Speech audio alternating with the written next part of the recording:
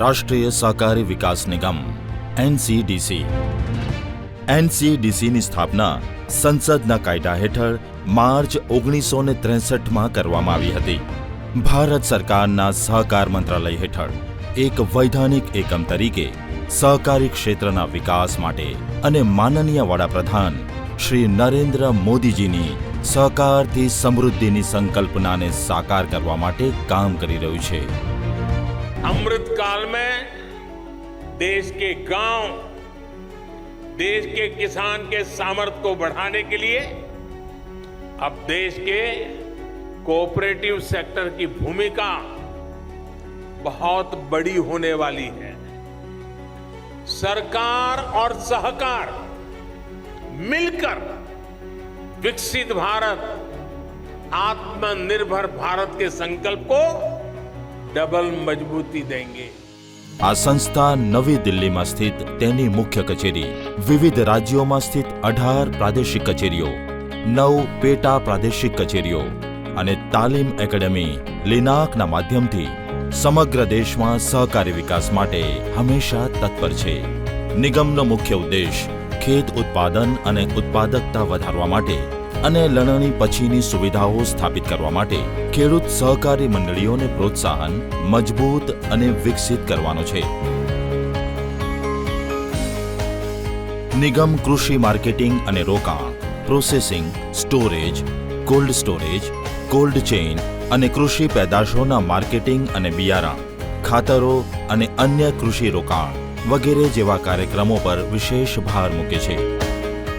નિગમ બિનકૃષિ ક્ષેત્રોમાં નબળા વર્ગો જેમ કે ડેરી, પશુધન, હાથવણાટ, સેલ કલ્ચર, મરઘા ઉછેર, મત્સ્ય ઉદ્યોગ, અનુસૂચિત જાતિ અને અનુસૂચિત જનજાતિ, મહિલા સહકારી વગેરે જેવા પર વિશેષ ભાર આપી સહકારી મંડળીઓ મારફતે આવક પેદા કરતી પ્રવૃત્તિઓને પ્રોત્સાહન આપવા માટે પ્રયત્નશીલ છે. નિગમ યુવા અને મહિલાઓના સશક્તિકરણ માટે યુવા અને નંદિની સહકાર તેમજ આરોગ્ય અને ડેરી માટે આયુષ્યમાન અને ડેરી સહકાર યોજનાઓ ચલાવી રહ્યું છે. આ ઉપરાંત એનસીડીસી સહકારી ક્ષેત્રના વિકાસ માટે ભારત સરકારના તમામ મંત્રાલયોની સંબંધિત યોજનાઓનો અમલ કરી રહી છે, જેમ કે ખેડૂત ઉત્પાદન સંગઠન એફપીઓ, ફિશ ફાર્મર્સ ઉત્પાદક સંગઠન એફએફપીઓ, પ્રધાનમંત્રી મત્સ્યોદ્યોગ સંપદા યોજના, કૃષિ ઇન્ફ્રાસ્ટ્રક્ચર ફંડ, પ્રધાનમંત્રી સૂક્ષ્મ ખાદ્ય ઉદ્યોગ અપગ્રેડેશન યોજના, રાષ્ટ્રીય પશુધન મિશન વગેરે. માનનીય ગૃહ અને સહકારી મંત્રીશ્રીના ગતિશીલ નેતૃત્વ હેઠળ એનસીડીસી દરરોજ નવી ઊંચાઈઓ સર કરી રહ્યું છે. એનસીડીસીએ સહકારી મંડળીઓને કુલ ₹3,32,000 કરોડથી પણ વધુની નાણાકીય સહાય પ્રદાન કરી છે. સાથે જ નાણાકીય વર્ષ 2023-24 દરમિયાન નિગમે ₹60,000 કરોડ થી વધુનું વિતરણ કર્યું છે, જે નાણાકીય વર્ષ 2022-23 કરતાં લગભગ 46% વધારે છે. એનસીડીસીએ તેની સ્થાપના પછી દર વર્ષે નફો મેળવ્યો છે. નાણાકીય વર્ષ 2023-24માં એનસીડીસીની ચોખ્ખી એનપીએ 0 રહી હતી અને 99.67%ની લોન રિકવરી સાથે એનસીડીસીને ₹527.34 કરોડનો ચોખ્ખો નફો થયો હતો. નિગમ Laxmanrao Inamdar national cooperative research and development academy લિનાકના માધ્યમથી સહકારી મંડળીઓના સશક્તિકરણ માટે સતત પ્રયત્નશીલ છે. લિનાક અને પ્રાદેશિક તાલીમ કેન્દ્રે કુલ 194 તાલીમ કાર્યક્રમો યોજ્યા, જેમાં 11,800થી વધુ સહભાગીઓને તાલીમ આપવામાં આવી હતી. સહકાર મંત્રાલયની રચના પછી રાષ્ટ્રીય સહકારી વિકાસ નિગમ દ્વારા સહકારી ક્ષેત્રના વિકાસને નવી ગતિ મળી છે.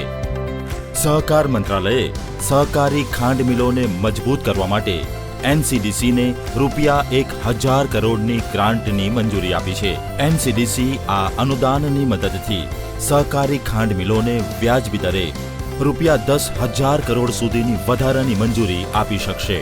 પ્રાથમિક કૃષિ ધિરાણ સમિતિ દ્વારા 1100 ખેડૂત ઉત્પાદક સંગઠન એફપીઓની રચના માટે એનસીડીસીને અમલીકરણ એજન્સી તરીકે નિયુક્ત કરવામાં આવી છે. આ 1100 એફપીઓની રચના અને બઢતી પેક્સના મજબૂત માધ્યમથી કરવામાં આવશે. બહુહેતુક પેક્સ, ડેરી, માછલી, પ્રાથમિક સહકારી મંડળીઓની સ્થાપના માટે પ્રોજેક્ટ મેનેજમેન્ટ યુનિટ PMUની સ્થાપના NCDC દ્વારા કરવામાં આવી ચૂકી છે. સહકારી ક્ષેત્રમાં વિશ્વની સૌથી મોટી અનાજ સંગ્રહ યોજના હેઠળ પ્રોજેક્ટ અમલીકરણ એજન્સી તરીકે NCDC નામાંકિત છે. CGTMSEની યોજના હેઠળ NCDCને હવે સભ્ય ધિરાણ સંસ્થા તરીકે નામાંકિત કરવામાં આવી છે, જેનાથી સહકારી મંડળીઓ મોર્ગેજ ફ્રી લોનનો લાભ લઈ શકશે. ડીપ સી ટ્રોલર્સનું ધિરાણ. મહારાષ્ટ્રમાં 14 ડીપ સી ટ્રોલર ખરીદવા માટે રૂપિયા 11.55 કરોડ અને ગુજરાતમાં 30 ડીપ સી ટ્રોલર ખરીદવા માટે રૂપિયા 14.40 કરોડની નાણાકીય સહાયને મંજૂરી આપવામાં આવી છે. સાથે જ NCDCએ 2 નવી યોજનાઓ શરૂ કરી છે. ખેડૂતોની લાંબા ગાળાની મૂડી સહકાર યોજના. કૃષિ ધિરાણ સહકારી મંડળીઓને લાંબા ગાળાનું ધિરાણ પૂરું પાડવા અને સ્વયં શક્તિ સહકાર યોજના. સહકારી ધિરાણ મંડળીઓ દ્વારા મહિલા સ્વસહાય જૂથો, સંયુક્ત જવાબદારી જૂથોને મજબૂત કરવા માટે. NCEL, NCOL અને BBSL એ 3 બહુરાજ્ય સહકારી મંડળીઓના પ્રમોટર પણ છે. આ રીતે NCDC યોજનાઓના અમલીકરણ દ્વારા ભવિષ્યમાં તેના વિતરણ લક્ષ્યને રૂપિયા 3 લાખ કરોડથી વધુ સુધી વધારવા માટે પ્રયત્નશીલ છે અને સહકારી ચળવળને મજબૂત બનાવવામાં પોતાનું મહત્વપૂર્ણ યોગદાન આપી રહ્યું છે. જય હિન્દ, જય સહકાર.